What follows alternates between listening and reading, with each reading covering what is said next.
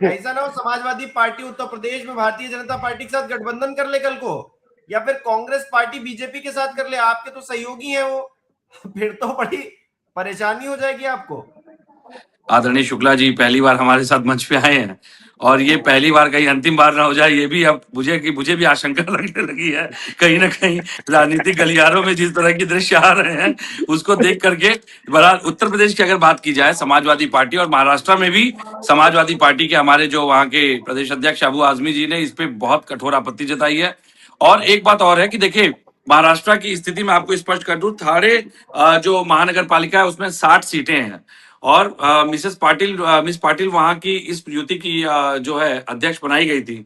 सबसे बड़ी बात इस बात को समझिए कि उद्धव जी के जो पूर्व शिवसेना की बात की जाए, जिसको कि कैप्चर कर लिया शिंदे जी ने, शिंदे जी के सुपुत्र कल्याण के, जो कि वहां का सबसे बड़ा परिक्षेत्र है, कल्याण के 2 बार से लगातार सांसद है जी। कल्याण सिंह वो लगातार सांसद हैं, और शिंदे ग्रुप का पूरा प्रभाव अगर देखा जाए तो आनंद दिघे की उत्तराधिकारी के रूप में ठाणे जिले को देखा जाता है, जिसमें कि अंबरनाथ भी एक परिक्षेत्र आता है। और वहां की राजनीति आप यकीन मानिए, बाला साहब ठाकरे के बाद अगर पूरे शिवसेना में किसी को देखा जाता था तो वो आनंद दिघे जी को देखा जाता था, जिसके उत्तराधिकारी के रूप में आज शिंदे जी उस पूरे साम्राज्य को संभालने का काम कर रहे हैं। तो शिवसेना की राजनीति वहां पर देखिए, भाजपा चाहे कितना भी कूद ले, कितना भी कह ले, सत्ता में रह ले, लेकिन जो शिवसैनिक है वहां का, जो आप अगर थाने से लेकर के आप थाने से जब आगे चलेंगे आप अंबरनाथ की तरफ, तो बीच के जितने परिक्षेत्र हैं आपके, ठाणे हुआ, दीवा हुआ, मुमरा हुआ, कल्याण हुआ, ठाकुरली हुआ, डोंबिवली हुआ, चाहे अंबरनाथ हुआ, उल्लासनगर हुआ, आप करजत तक चले जाइए, जितने परिक्षेत्र है वहां पे महाराष्ट्र शिवसेना का बहुत मजबूत प्रभाव है। उनको कोई फर्क नहीं पड़ता सत्ता किसकी है। इसी डर की राजनीति को समाप्त करने के लिए ये राजनेता, जो स्थानीय लोकल स्तर के राजनेता थे, उन्होंने ये गठबंधन बनाया। विवेक जी, ये गठबंधन हो गया, सब कुछ हो गया, एक्शन भी हो रहा है। सवाल ये है कि राजनीति में अब कोई विचारधारा बची है या नहीं बची है? ये कुर्सी ही विचारधारा है। नहीं, देखिए, ये आपने बहुत ही सही बात पूछी है। ये तो ऐसा लग रहा है कि ये मल्टीप्लेक्स का वो शो चल रहा है जहां पे अंदर सभी बैठ करके, बाहर तो सभी एक दूसरे को टिकट लेते समय गालियां दे रहे थे, लेकिन अंदर सभी एक दूसरे के साथ बैठ के पॉपकॉर्न खा रहे हैं। ये तो ऐसा दृश्य आ गया। और ये सबसे बड़ी बात है कि मुझे आश्चर्य तो ये हो रहा है कि भाजपा जो कांग्रेस मुक्त करने की बात करती थी कभी, आज वो गठबंधन का हिस्सा बनी हुई है।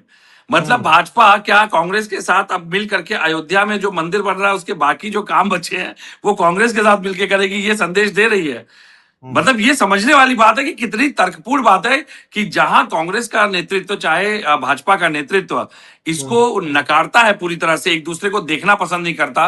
आप देखिए लोकसभा के कैसे कैसे दृश्य, चाहे मोदी जी की बात करिए, राहुल जी की, एक दूसरे के सामने वो पढ़ना नहीं पसंद करते, पानी पी पी कर कोसते हैं ये भारतीय जनता पार्टी वाले कांग्रेसियों को, और फिर जो है उन्हीं के साथ गठबंधन करते। विवेक जी, ऐसा गठबंधन क्या स्वीकार किया जाना चाहिए? गठबंधन के आप भी साथी हैं कांग्रेस के प्रवक्ता भी हमारे साथ बैठे हैं, इनको बताइए कि आपकी पार्टी एकजुट कैसे रहती है, वो जाके बीजेपी से गठबंधन नहीं कर लेती स्थानीय स्तर पर।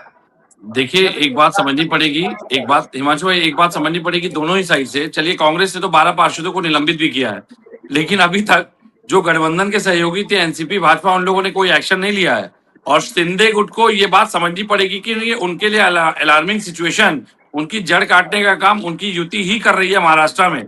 उससे बड़ी बात मैं एक बात स्पष्ट करना चाहूंगा, हमारे आरएलडी के अभी बड़े भाई ने कही कि कोई विचारधारा नहीं। ये बात कहकर अगर जयंत चौधरी जी सुनेंगे तो उनको बड़ा कष्ट होगा, क्योंकि सबसे बड़े सैद्धांतिक विचारधारा के लोग आप ही लोग दावा करते हैं, किसान जवान की बात करने वाले। तो ये किसान जवान भी आपके अनुसार तो ये भी एक भ्रमित करने वाली बात हो गई आज, क्योंकि हर राजनीतिक दल का एक नैतिक सिद्धांत होता है। अगर उस नैतिक सिद्धांत के विपरीत जाकर के कोई भी अनुशासनहीनता के दायरे में या इस तरह के कृत्य करेगा तो उस पर कार्रवाई होनी चाहिए। लेकिन जो बात आपने कही है इस मंच पे, आपको शायद पता नहीं होगा, आपकी महाराष्ट्र के प्रदेश अध्यक्ष भी गए थे, त्रिलोक त्यागी जी महाराष्ट्र में जाकर के घोषणा करके आए थे कि महाराष्ट्र में आरएलडी स्वच्छंद चुनाव लड़ेगी बीएमसी के।